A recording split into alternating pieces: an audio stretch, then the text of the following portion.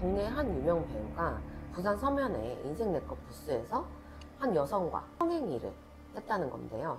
여기서 더 충격적인 건 이 성행위 장면이 네컷 사진으로 찍혔다는 거예요. 아니 근데 사실 루머 이전에 기사에도 보면 실제 성행위 장면을 찍은 것 같은 사진들이 모자이크 된 채로 올라와 있는 거를 보았거든요.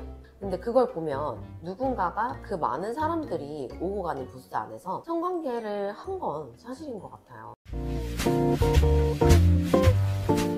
안녕하세요. 이슈반장 원변입니다. 요즘 SNS나 온라인 커뮤니티를 보면 연예인들에 대한 온갖 소문이 끊임없이 돌고 있잖아요. 누가 뭘 했다더라, 누가 누구랑 사귄다더라 같은 얘기들이 유명 연예인 이름만 붙으면 눈덩이처럼 불어나면서 순식간에 온라인은 뜨겁게 달구는 핫 이슈가 되고는 하는데요. 사실 이런 소문들이 당사자한테는 정말 큰 상처가 될 수도 있고 심지어는 법정까지 가는 경우도 많아요. 최근 유명 배우의 인생 네컷 사망 루머 사건이 딱 그런 경우인데요. 제가 이 사건을 오늘 다뤄보려는 이유는 이 소문이 단순한 가십거리를 넘어서 심각한 법적 문제로까지 번지고 있기 때문이에요. 반장님, 유명 배우 인생 네컷 사망 루머가 뭔가요? 이거 저도 인터넷 뉴스 보다가 갑자기 메인 기사로 떠서 그 기사를 통해서 확인한 내용인데요. 이 루머는 X, 그러니까 구 트위터에서 시작되어서 빠르게 퍼져나갔다고 합니다. 이 루머 내용은 국내 한 유명 배우가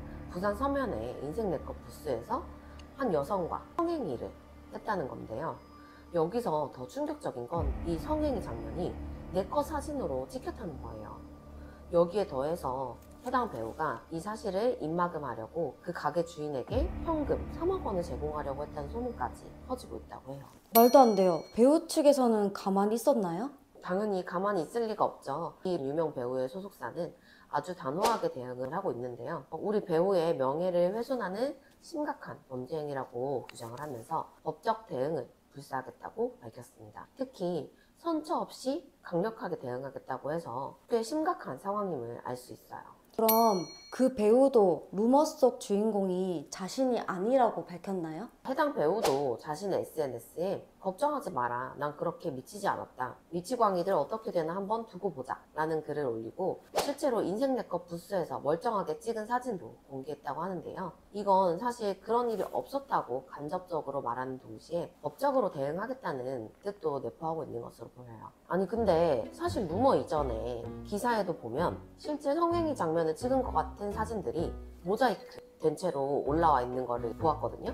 근데 그걸 보면 누군가가 그 많은 사람들이 오고 가는 부스 안에서 성관계를 한 건 사실인 것 같아요. 피디님도 인생 네컷 같은 곳을 가보셔서 아시겠지만 그 상황이 진짜 말이 안 되잖아요. 저도 친구들이랑 자주 가는데 잠글 수 있는 문도 없어요. 그냥 커튼 싹 제끼면 바로 보이는 곳이거든요. 맞죠. 그 커튼도 심지어 상반신까지만 가려지는 곳이잖아요.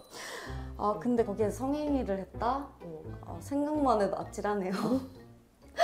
그리고 사실 거기에 애들도 돌아다닐 거고 미성년자인 어린 학생들도 지나가다가 쉽게 볼 수 있었다는 점에서 저도 정말 그 커플이 도대체 무슨 생각으로 이런 행동을 한 건지 모르겠습니다.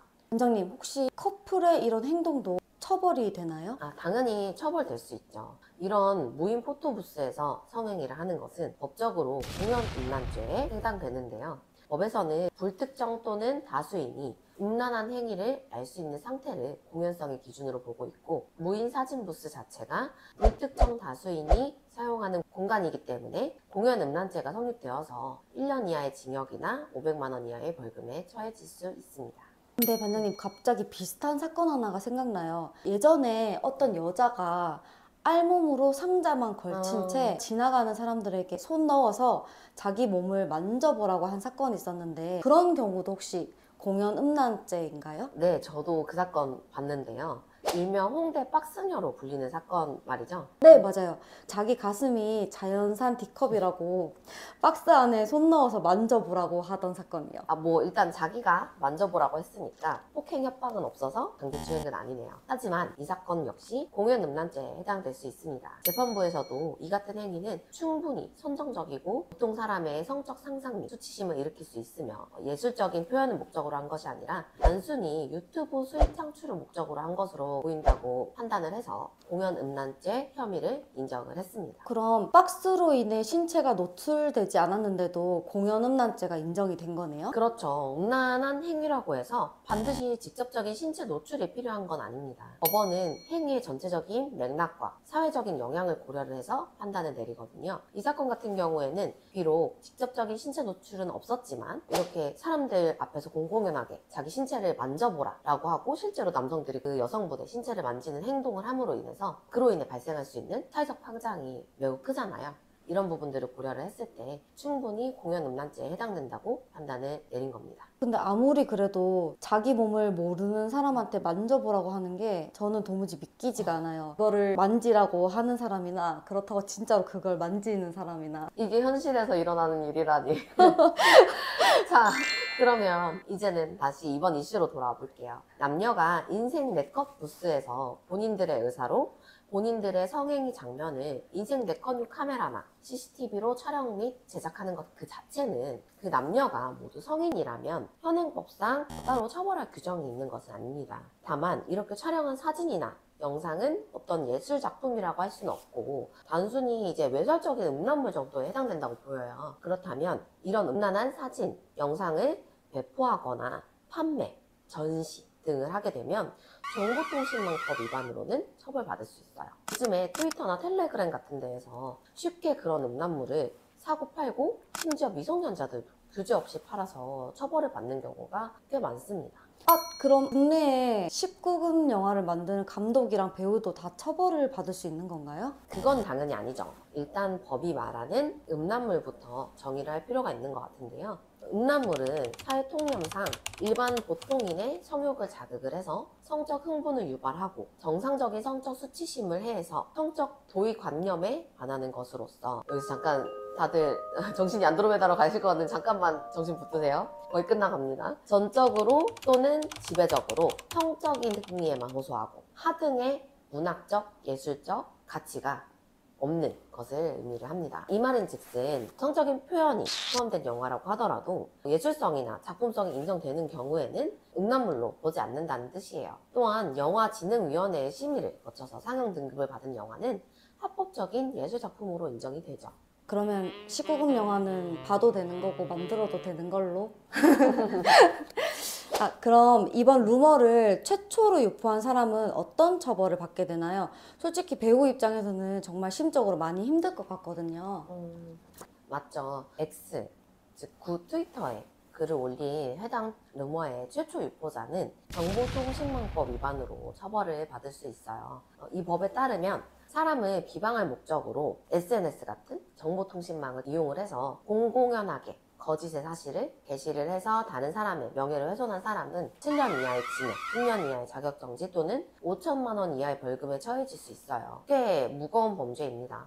정보통신망법을 잘 살펴보면 사실을 유포하는 경우랑 거짓의 사실을 유포하는 경우를 구별을 해서 처벌을 하고 있거든요. 단순 사실이라는 건 진실을 얘기를 하는데 진실을 토대로 다른 사람의 명예를 훼손하는 것보다 거짓말을 해서 다른 사람의 명예를 훼손하는 게 더 죄질이 나쁘잖아요. 그래서 이렇게 제대로 확인되지도 않은 거짓 루머를 퍼뜨려서 다른 사람의 명예를 훼손하면 더 중하게 처벌받을 수 있다는 점도 명심해야겠습니다.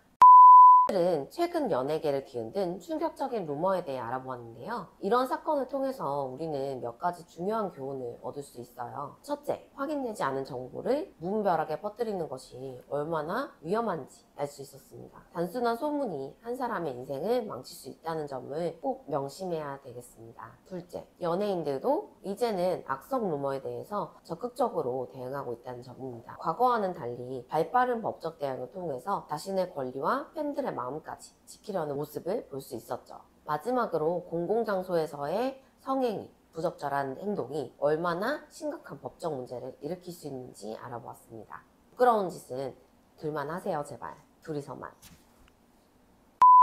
여러분, 이런 자극적인 루머는 순식간에 퍼지지만 그 진실을 밝히는 데에는 많은 시간과 노력이 필요하고 사실 진실이 밝혀지고 나서는 대중들이 그닥 관심을 가져주지 않는 경우도 많아요. 그 긴 시간 동안 루머로 인해서 상처받을 당사자의 마음도 다시 한번 더 생각해 보셨으면 좋겠습니다. 우리도 앞으로 이런 루머들을 접할 때 좀 더 신중하게 판단하고 확인되지 않은 정보를 함부로 퍼뜨리지 않는 자세가 필요할 것 같습니다.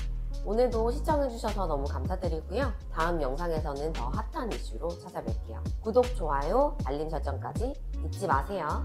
안녕.